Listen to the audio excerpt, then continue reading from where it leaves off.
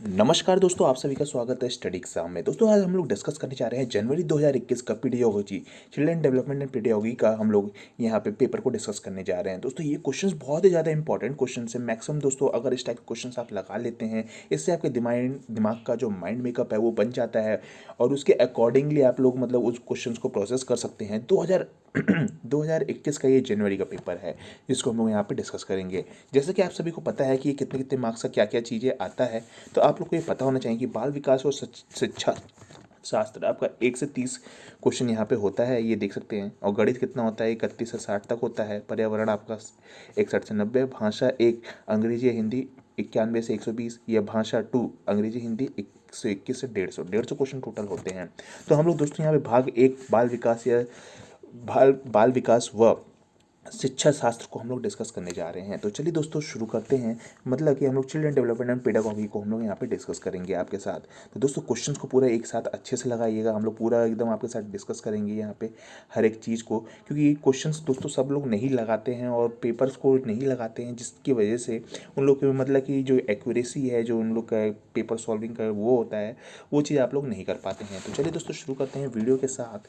Video में आगे बढ़ने से पहले मैं बोलना चाहूँगा, जितने भी लोग हमारे चैनल पर नए हैं वो लोग हमारे चैनल को सब्सक्राइब कर लें। आपको यहाँ पे सीटेट की पूरी अच्छी से तैयारी कराई जाएगी, पूरा पेपर सॉल्व पेपर दिया जाएगा, आपको तरह तरह के मटेरियल्स प्रोवाइड किए जाएंगे और आपके लिए बहुत ही ज़्यादा बेनिफिशियरी साबित होने वाला है। तो चलिए शुरू करते हैं वीडियो के साथ, चिल्ड्रन डेवलपमेंट एंड पेडागॉजी। तो यहाँ पे दोस्तों पहला क्वेश्चन है, after getting hurt during a play activity Rohan started crying, see this, his father responded, don't behave like girls, boys don't cry. This statement by the father reflects what? मतलब इससे क्या reflect करता है? Gender stereotype, challenge gender stereotype, reduces gender bias, promotes gender equality.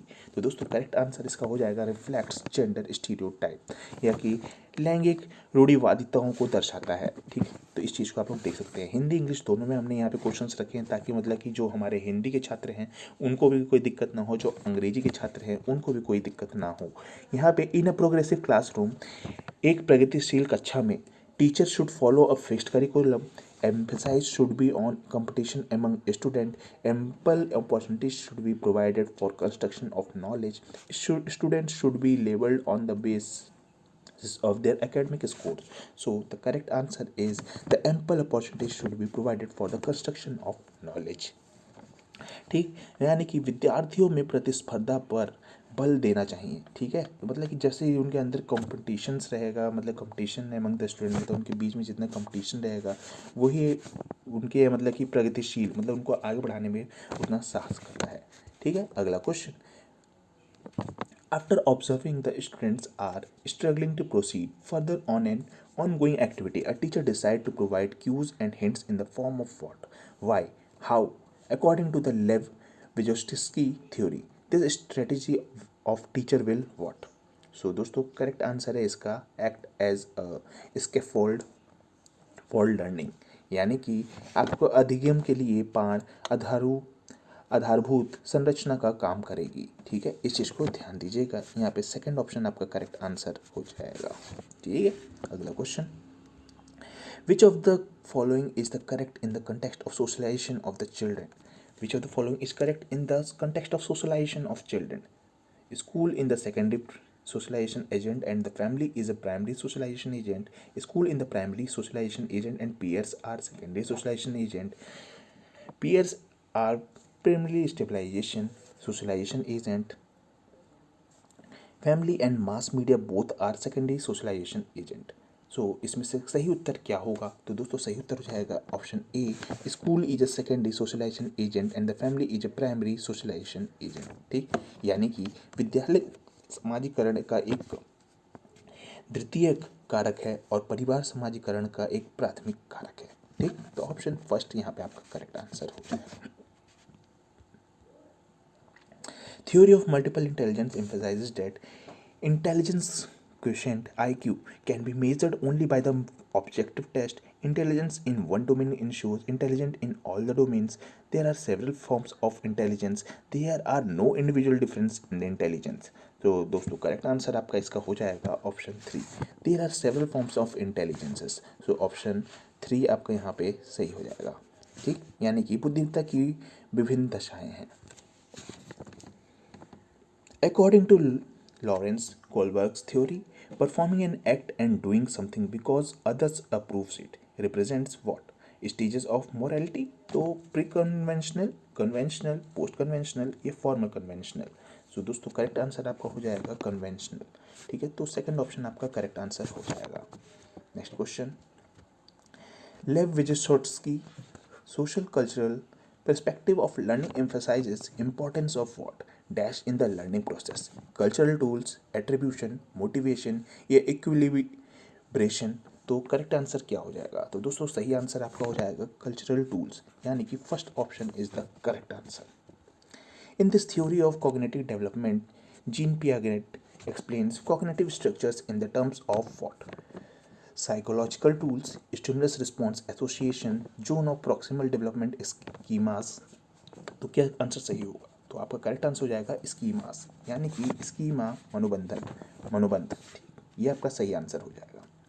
Pre operational stage in Jean Piaget's theory of cognitive development characterises what? Development of abstract thinking, centration in thoughts, hypothetical deductive thinking, या ability to conserve and seriate objectives. तो यहाँ पे दोस्तों question आप लोग ध्यान से पढ़िएगा. इस टाइप के क्वेश्चन हैं लोग मतलब कि अच्छे से, बहुत ही मतलब कि इंपॉर्टेंट क्वेश्चंस होते हैं, कि जैसे कि जो किसी थ्योरीज़ के रिगार्डिंग जो होते हैं, थ्योरीज़ को आप लोग ज़रूर दिमाग में डालिएगा कि ये इस थ्योरीज से रिलेटेड ऐसे ऐसे क्वेश्चंस बन सकते हैं. तो उन थ्योरीज़ के बारे में आपको पता होना चाहिए. ठीक है, तो इसका करेक्ट आंसर आपका हो जाएगा सेंट्रेशन इन द थॉट. ठीक, यानी कि विचार सोच केंद्रीकरण. Next question. Pre operational stage Jean Piaget's theory cognitive development characterises of what? तो दोस्तों इसका हो जाएगा सेंट्रेशन इन द थॉट, यानी कि विचार सोच में केंद्रीकरण. ठीक है, बी ऑप्शन आपका करेक्ट आंसर हो जाएगा यहाँ पे. Next question. Which of the following statement is correct in the context of development? Development के कॉन्टेक्स्ट में कौन सा स्टेटमेंट यहाँ पे सही हो जाएगा? Development has the same rate of growth across the cultures for everyone. Development occurs only through the learning that takes place in school. Development occurs only during the period of childhood. या development is multi dimensional. सो दोस्तों correct answer है आपका यहाँ पे option 4. Development is the multi dimensional, यानी कि fourth option is the correct answer. Next question. Sequence of development among children from birth to adolescence is what? Sensory, concrete, abstract.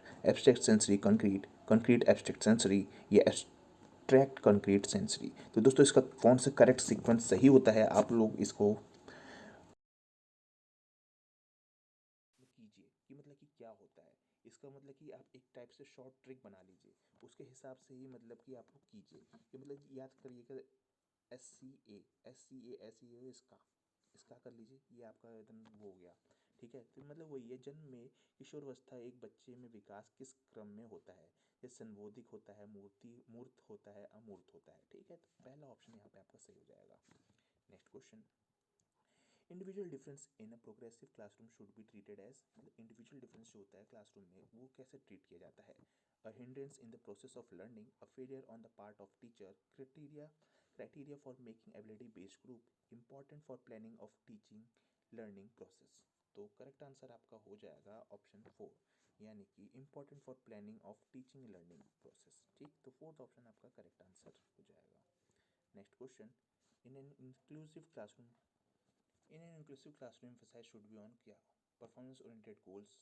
तो दोस्तों इसका सही आंसर आपका हो जाएगा unit differentiate instruction, segregated student based on their social identity, providing opportunities aiming at the maximising potential in individual children. मतलब कि एक पूछा जाता है कि inclusive classroom emphasis should be on, मतलब क्लासरूम में एक, मतलब कि क्लासरूम में एम्फसाइज किस पे किया जाता है? तो दोस्तों आपका सही आंसर है आपका इसका हो जाएगा ये option number 3, sorry not 3, it's fourth option आपका करेक्ट आंसर हो जाएगा कि हर बच्चे के सामर्थ्य के अधिकतम करने के लिए अवसर प्रदान करने के लिए. ठीक है, मतलब कि हर बच्चे को अवसर प्रदान करेंगे तभी वो सामर्थ्य होगा, इसीलिए हर बच्चे के सामर्थ्य के अधिकतम करने के लिए अवसर प्रदान करना उसके लिए बहुत ज़्यादा जरूरी होता है, उसको इम्फसाइज करने के लिए ये चीज़ करना जरूरी होता है, इसलिए फोर्थ ऑप्शन आपका इसका करेक्ट आंसर हो जाएगा. Next question.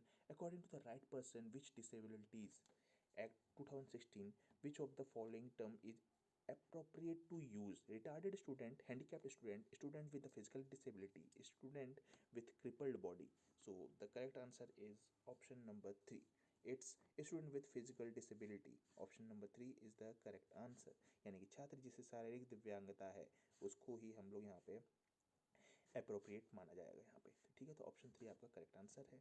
Next question, in order to address the needs of student who are facing learning difficulties a teacher should not use multiple audio visual aids, use constructive pedagogical approach, do individualized educational planning, या practice rigid structure for the pedagogy and assessment। तो दोस्तों correct answer है आपका इसका हो जाएगा option number 4, practice rigid structure for pedagogy and assessments, यानी कि शिक्षा शास्त्र और आकलन की जटिल संरचनाओं का प्रयोग करना चाहिए। तो उसके आधार पर ये फोर्थ ऑप्शन आपका यहाँ पे सही हो जाएगा।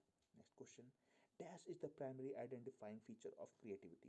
Low comprehension, divergent thinking, hyperactivity, inactivity, inattentive, inattentiveness।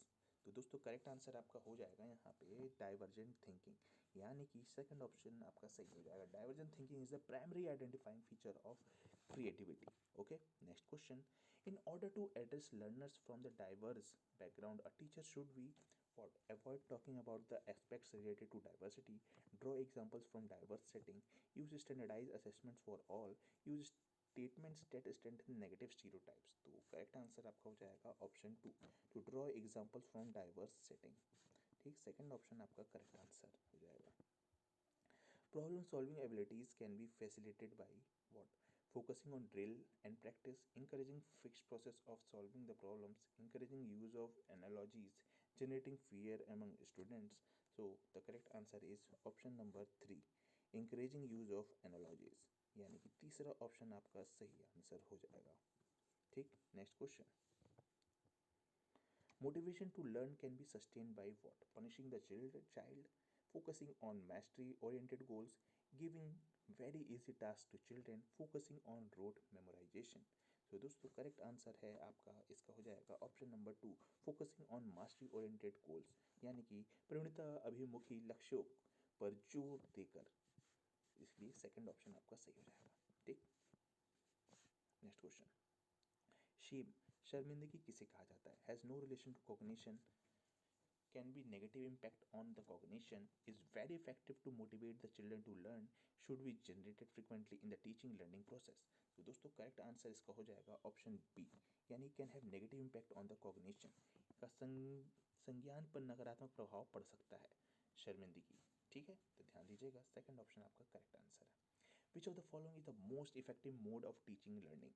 rote memorization of content, exploration of relationship between concepts, observation without analysis, imitations and repetitions। So correct answer is option number 2, exploration of relationship between the concepts, यानी संकल्पनाओं के बीच संबंध खोजना, ये सही answer आपका ये हो जाएगा। अगला question, a teacher should analyze the various errors made by students on a given task because what? Understand of error are meaning in the teaching learning process. तो ये हो जाएगा आपका करेक्ट आंसर। ठीक है, यानी कि त्रुटियों को समझकर अध्यापन अधिगम प्रक्रिया के लिए अर्थपूर्ण है, इसीलिए ये चीज़ आपका करेक्ट हो जाएगा। Next question, it is difficult for children to learn when information is presented in the discontinued chunks. They are intrinsically motivated. Learning is socially contextualized. Here, fourth, content is represented through multiple ways. So, correct answer is option A, यानी कि पहला option सही है, सूचना अलग अलग टुकड़ों में प्रस्तुत की जाए। ठीक है, information present in the disconnected chunks. तो it is difficult for children to learn, जब ये सब चीज़ ऐसा होता है। ठीक, next question, best state of learning is what? High arousal high fear, low arousal high fear, moderate arousal no fear, या नो अराउजल नो फियर। तो करेक्ट आंसर आपका हो जाएगा option number 3, moderate arousal and no fear is the best state of learning. ठीक, constructivist, constructivist view of learning suggests that children dash construction of their own knowledge, have no role play sorry have no role to play in, are solely dependent on adults for play an active role in, और are solely dependent on textbook in. तो correct answer आपका हो जाएगा option number 3, play an active role in. ठीक, बच्चे सक्रिय भूमिका निभाते हैं। तो थर्ड ऑप्शन आपका correct answer. Which of the following beliefs is good for learning? Ability to improve, ability is fixed, efforts don't make any difference, failure is uncontrollable. So correct answer is option first, ability to improvable। ठीक है, first option is just correct answer, योग्यता सुधार है। Next question, conceptual understanding among students is likely to improve in the setting which emphasize on what? Competition, textbook concentric pedagogy, frequent examination, inquiry and dialogue. The correct answer is option number 4, inquiry and the dialogue. Fourth option is the correct answer। ठीक है, questions को ध्यान दीजिएगा और उसके साथ साथ आप लोग मेहनत करिए दोस्तों, बहुत ही ज़्यादा इंपॉर्टेंट चीज़ें हैं और ये आपके एग्जाम्स में ऐसे ही क्वेश्चंस पूछे जाते हैं और इसी टाइप से मैक्सिमम कई कई क्वेश्चंस रिपीट भी करते हैं। तो इन सब चीज़ों को आपको पता होना चाहिए। During a task Saina is talking to herself about she can process the task according to Lev Vygotsky ideas on language and thoughts. This kind of private speech is a sign of what? Cognitive immaturity, self-recognition, egocentrism, या physiological disorder. So the correct answer is option number 2, self-regulation. Next question. Evaluation practices should aim to what? Labeling of students, segregation of students for ability-based group, identifying students' needs and requirements, identification of high achievers for prize distribution. So the correct answer is option number 3. It's identifying the students' needs and requirements. ठीक है, question number 30, individual difference in development of childrens can be attributed to what? Heredity only, environment only, neither heredity nor environment, interplay of heredity and environment. So the correct answer is option number 4, interplay of heredity and the environment. तो दोस्तों I hope आपको video पसंद आई होगी। Video पसंद आई तो दोस्तों video को like और चैनल सब्सक्राइब जरूर कर दें, क्योंकि हम आपके साथ ऐसी और अमेजिंग अमेजिंग वीडियोस और आपको एग्जाम्स की प्रैक्टिस हम लोग कराते रहते हैं। इसी टाइप से और क्वेश्चंस के लिए दोस्तों चैनल को सब्सक्राइब और वीडियो को लाइक करना ना